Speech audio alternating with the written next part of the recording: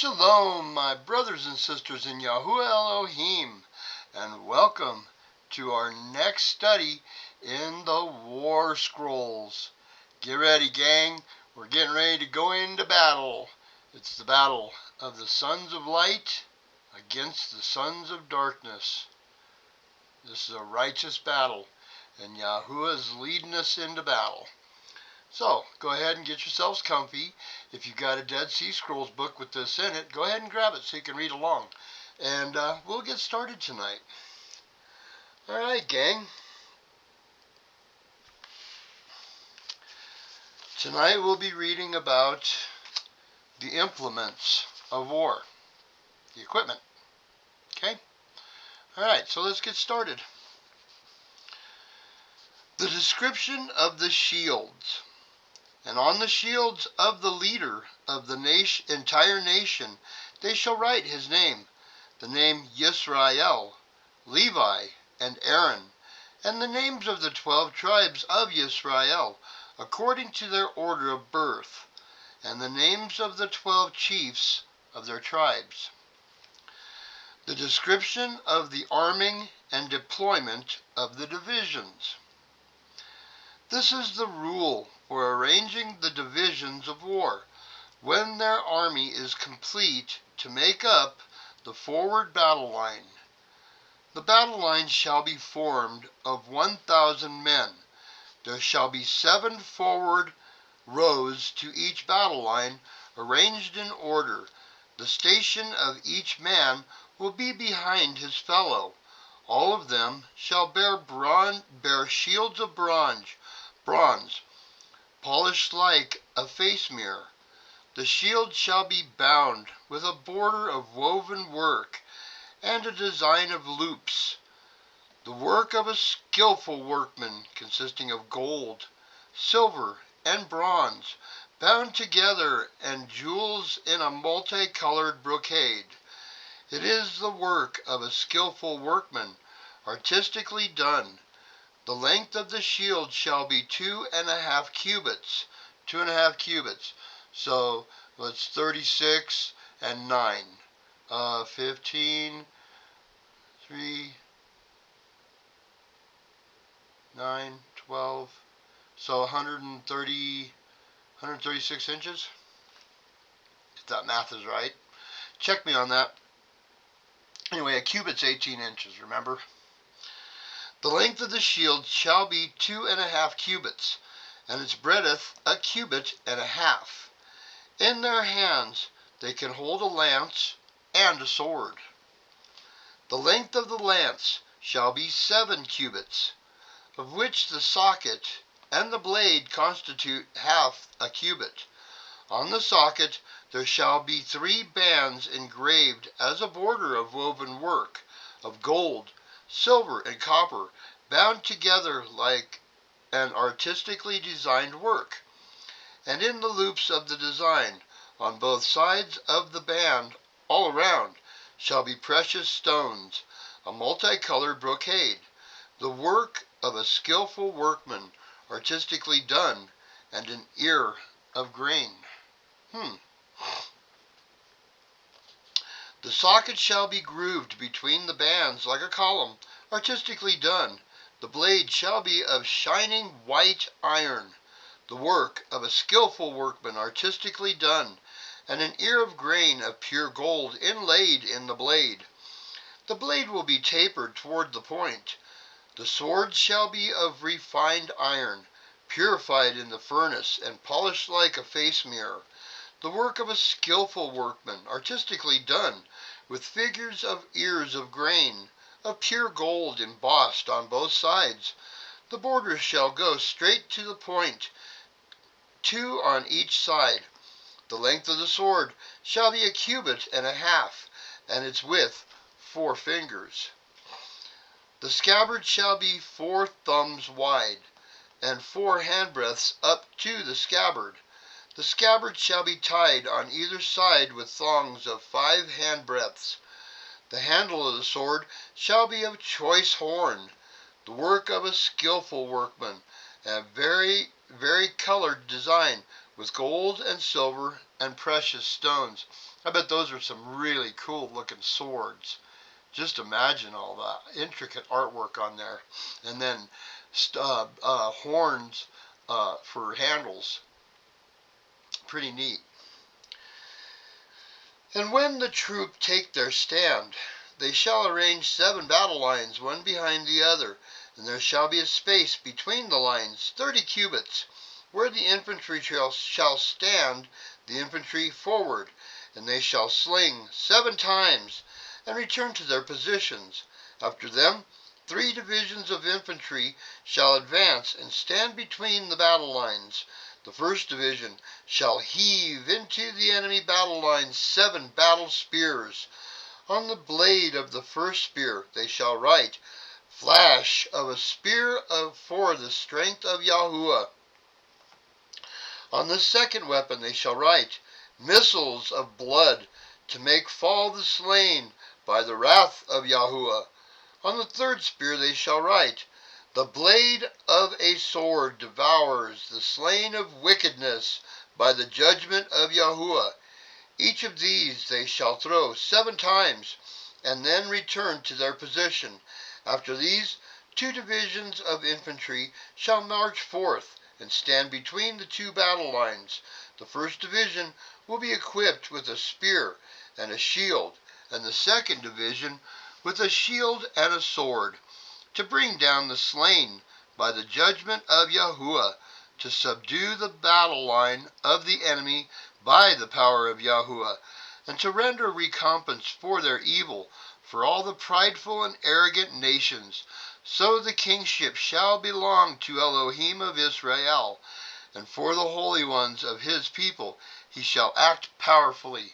I need to get a drink, you guys.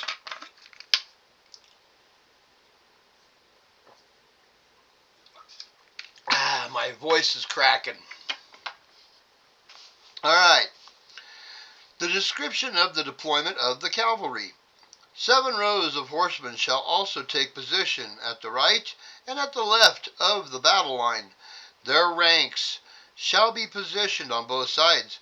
700 horsemen on one side and 700 on the other.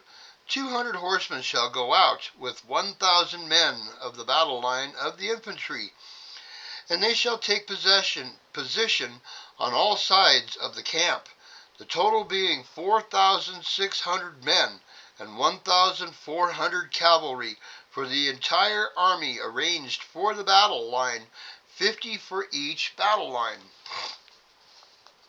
The horsemen, with the cavalry of the men of the entire army, will be 6,000, made up by 500 to a tribe. All the cavalry that go out to battle with the infantry shall ride stallions that are swift, responsive, unrelenting, mature, trained for battle, and accustomed to hearing noises and seeing all kinds of scenes. Those who ride them shall be men capable in battle, trained in horsemanship, the range of their age from 30 to 45 years old. The head horsemen of the army shall be from 40 to 50 years old, and they shall wear helmets and greaves, which greaves are shin protectors, that go over their shins.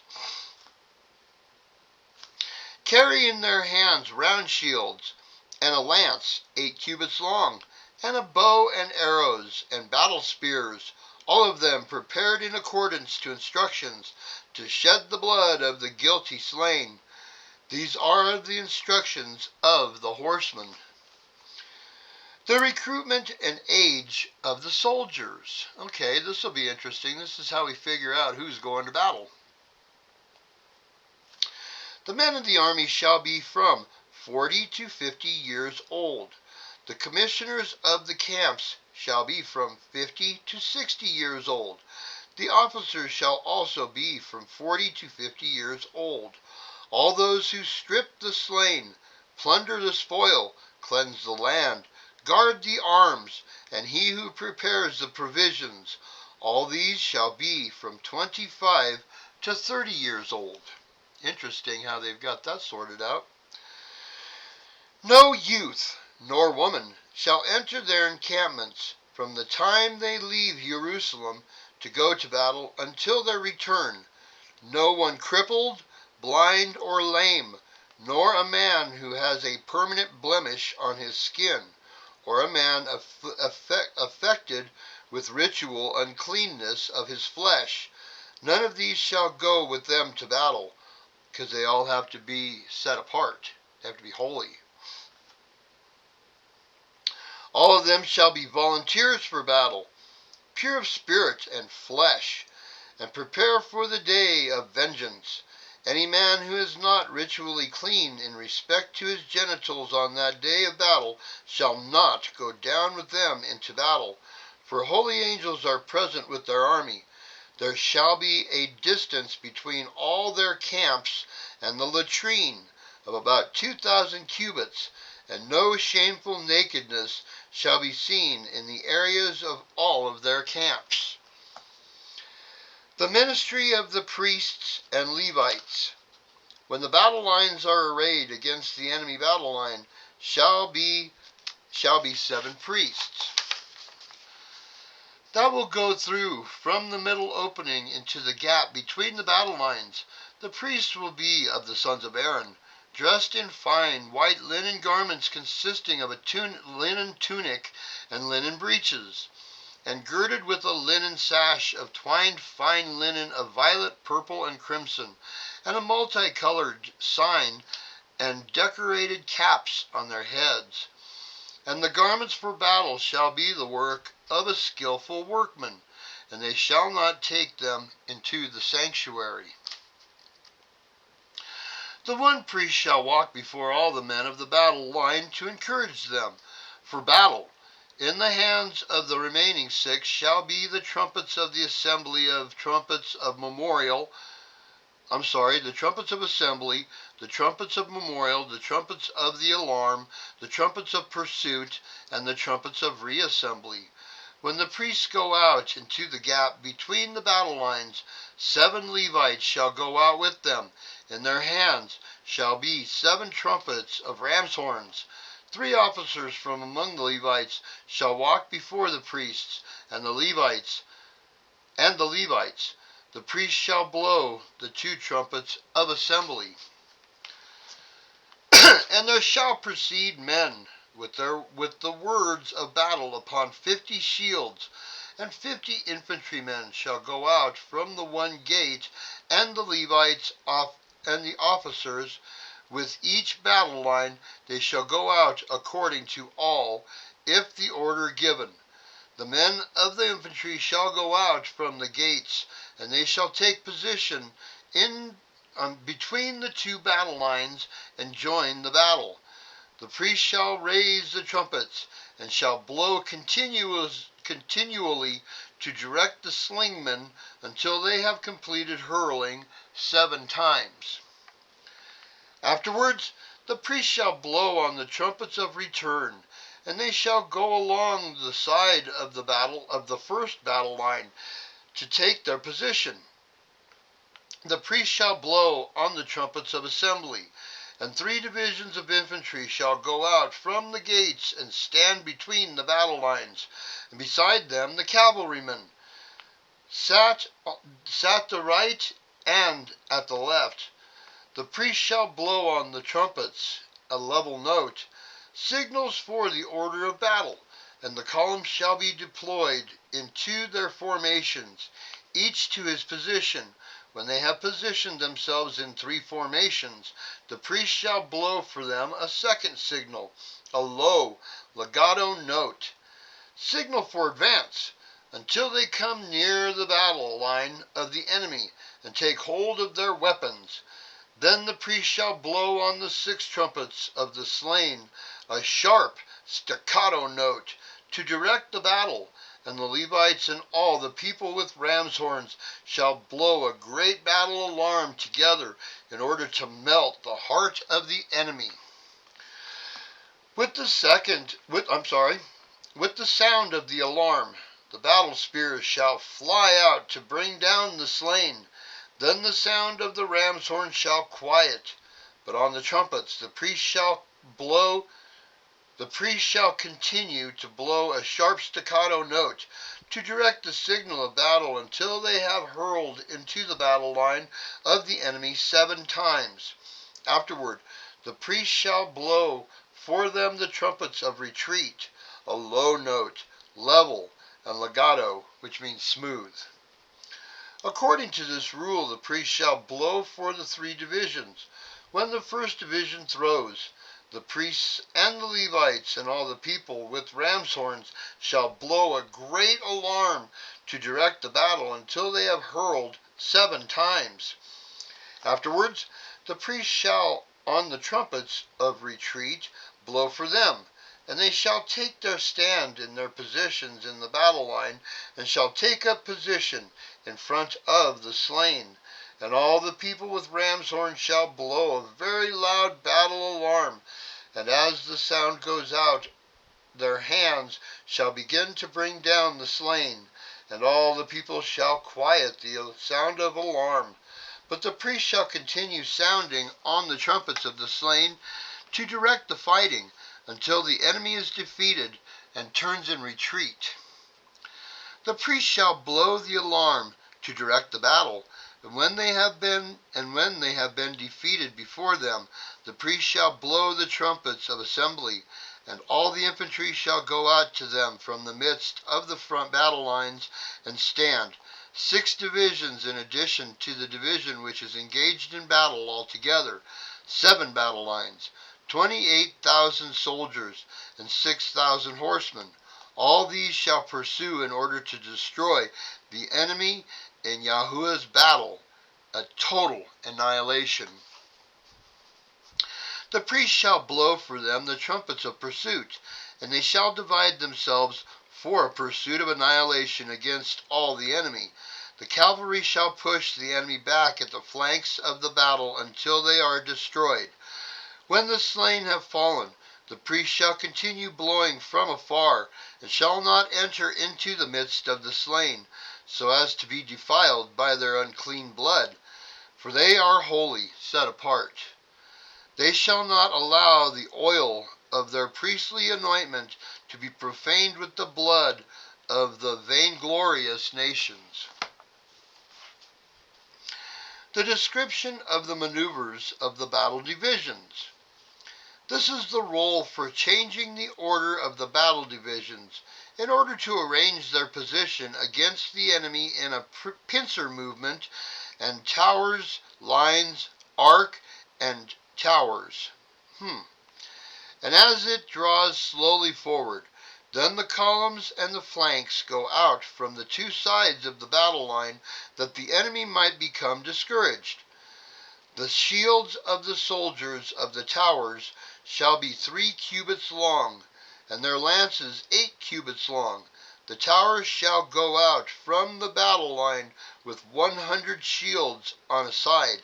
They shall surround the tower on the 3 frontmost sides, 300 shields in all. There shall be 3 gates to a tower, one on the right and one on the left. Upon all the shields of the tower soldiers they shall write on the first, Michael, and on the second, Gabriel, and on the third, Cyril, and on the fourth, Raphael.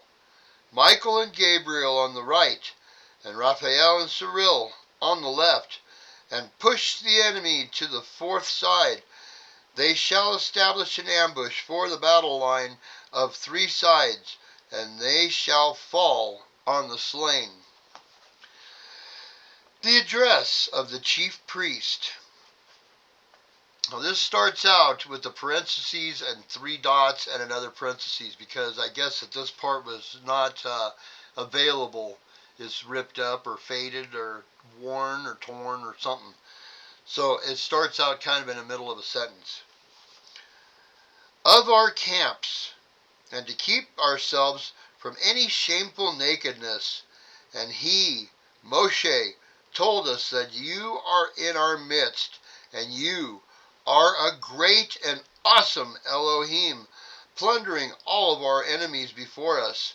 He taught us from the times of old, throughout generations, saying, when you approach the battle, the priest shall stand and speak unto the people, saying, Hear, O Yisrael, you are approaching the battle against your enemies today.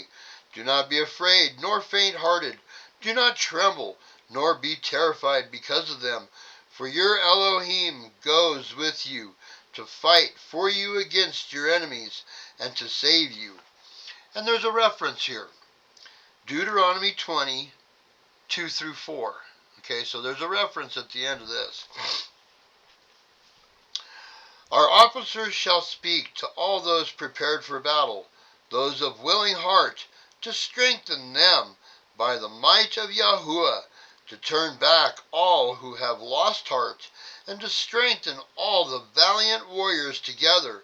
They shall recount that which you have spoken by the hand of Moshe, saying, And when there is a war in your land against the adversary who attacks you, then you shall sound an alarm with the trumpets, that you might be remembered before your Elohim, and be saved from your enemies. And we're going to go ahead and we're going to end it there tonight because, there's one more reference. The last reference is Numbers 10:9. Okay, so there's one more reference there at the very end of that paragraph. I'm going to stop there because the next study that we're going to do in this part 3 is a prayer, and it lasts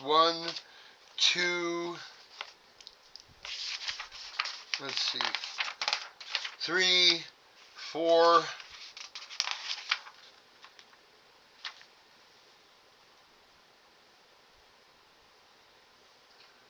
Like 5 or 6 pages is the prayer. So we'll go ahead and we'll pick that up on our next study. I don't want to start something that's going to take like an hour to do. Well, as we can see, we're getting the army all squared away. They got some really cool weapons. They're all inlaid with gold and silver and bronze and pretty fancy weapons. And Yah's got their back.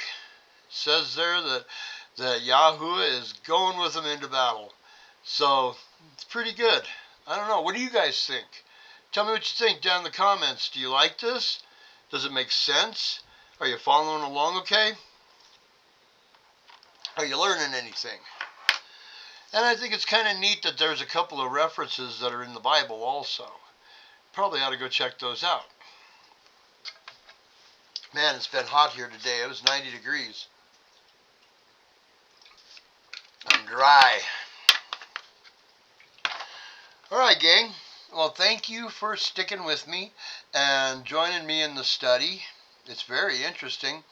The prayer is beautiful. The prayer is absolutely beautiful. So we'll cover that on our next study on part 3. But for now, that's all I got. So thank you for joining us. Thanks for all of us coming together in fellowship to learn something and to study something that most of us have never studied or learned. This is my second time reading it. So I'm learning right along with you. So it's pretty neat, though. It goes right alongside Numbers and some of Deuteronomy and, where the battles are. And probably along those lines of Joshua also, once we get further into this. But thank you so very much. Let's see here. Thursday. Our next study will be on Shabbat. So stay tuned for that. We'll be back in Judges. Alright, gang. Y'all have a great rest of your week. Please help your children. Teach them. Teach them the Torah. Follow Torah so that they learn by what they see from you. Be the example. Teach them all that you can. They need it. Alright, gang. May Yah bless each and every one of you that are seeking knowledge and wisdom through Him in asking and seeking, and He will reveal. Y'all have a great night. Shalom.